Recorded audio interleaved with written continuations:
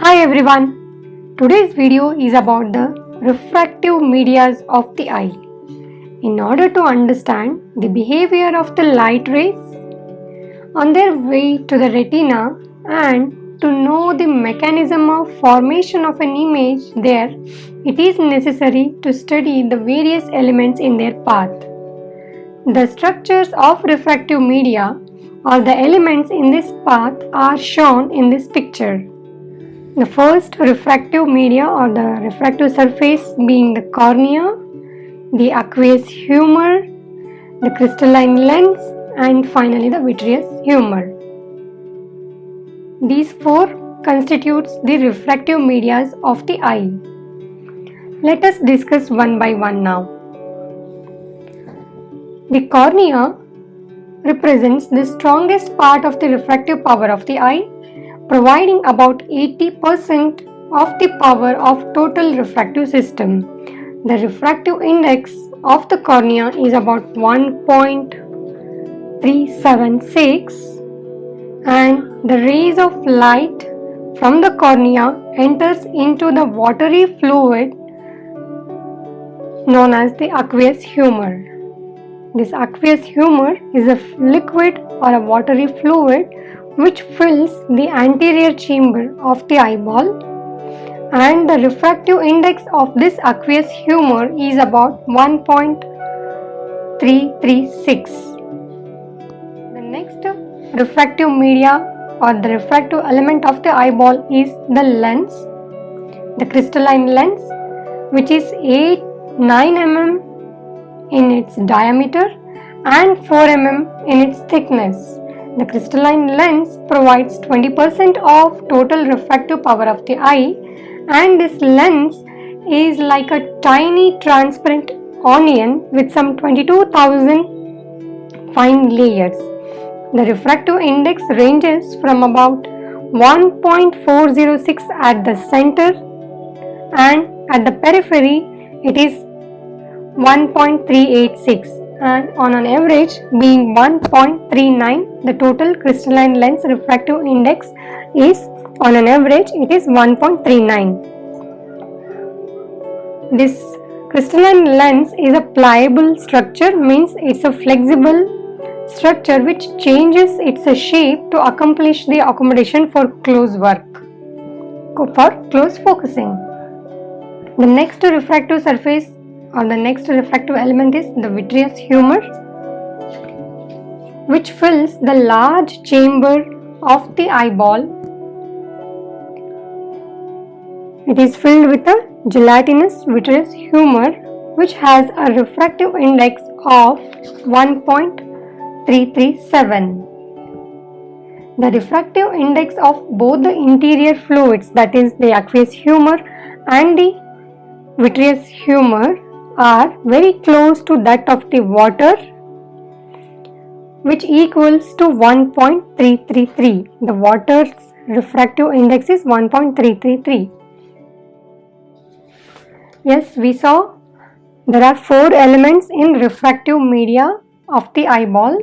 In fact, the refraction of the light rays takes place to a significant degree at two surfaces. Those are, we shall see, we will discuss why though only at those two structures. We can ignore the refraction at the cornea and the aqueous humor interface, the reason being that practically the refractive index of the cornea and the aqueous humor are similar, that is cornea has 1.376 whereas the aqueous humor are 1.336. There is no much difference between the refractive index of the cornea and of the aqueous humor. Furthermore, the refractive indices of the aqueous and the vitreous are similar, and they are, as we discussed, these are similar with the refractive index of the water. After passing from the cornea to the aqueous humor, then to the crystalline lens, until and when it reaches the crystalline lens, the light rays further undergoes a little further refraction to reach both the surfaces of the lens.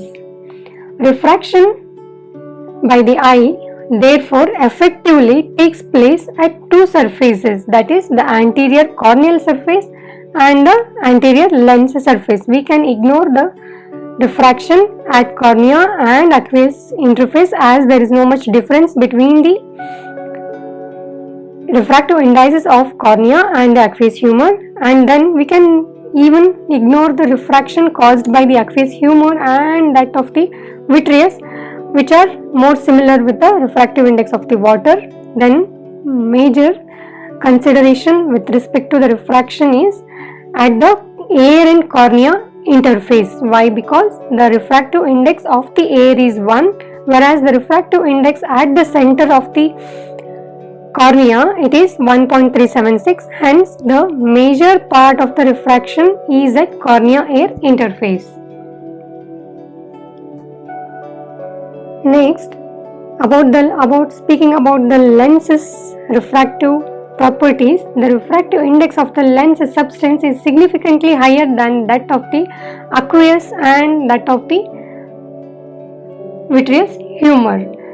The difference between the refractive index of the lens with these two liquids is not as much as compared to the difference between the air and the cornea interface. So the major refraction takes place at the corneal and air interface, but not at the interface of this aqueous humor and the vitreous with the lens surface.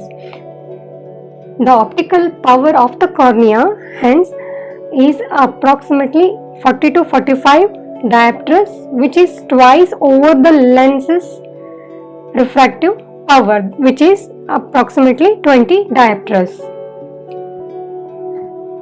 There are some special reasons for the refraction caused by this crystalline lens.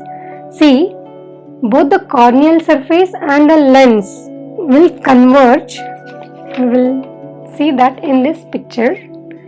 Both the corneal surface and the lens surface will powerfully converge the rays of light incident upon the cornea and the lens, but this cornea acts as a largely single refracting surface,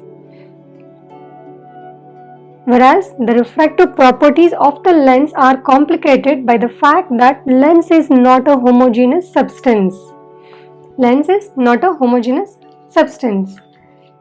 See, in this picture, lens is more spherical at the nucleus. It is thicker, has a higher density at the nucleus than the peripheral cortex. So, central nucleus more spherical than the peripheral cortex.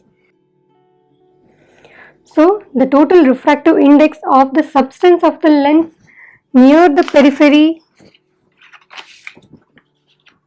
means near the cortex it is 1.386, whereas at the central nucleus it is 1.406. On an average it is around 1.39. Total refractive index of the lens is 1.39.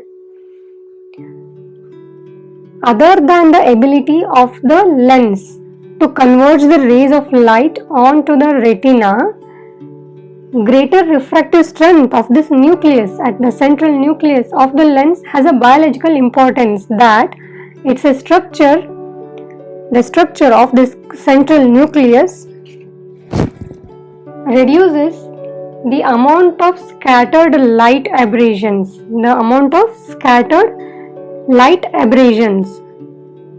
That will absorb, the amount of scattered light will be absorbed by the central nucleus, and it reduces the amount of scattered light within the eyeball.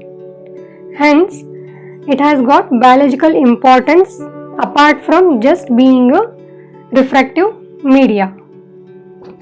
So, this is all about the refractive medias of the eyeball. To recall, there are 4 structures which forms the refractive medias of the eyeball. The first surface being the cornea, next being the aqueous humor, lens, then finally the vitreous humor. Specifically, The surface of the cornea and the surface of the lens forms a major refractive and converging medias. Apart from just being a refractive media, the lens also acts as a biological substance which will help to reduce the scattered light aberrations over the retina. Hope you understood about the refractive medias of the eyeball. Thanks for watching our video. Please subscribe to our channel Skill Ayurveda, press the bell icon, comment and share on our videos. Thank you for watching. Have a nice time.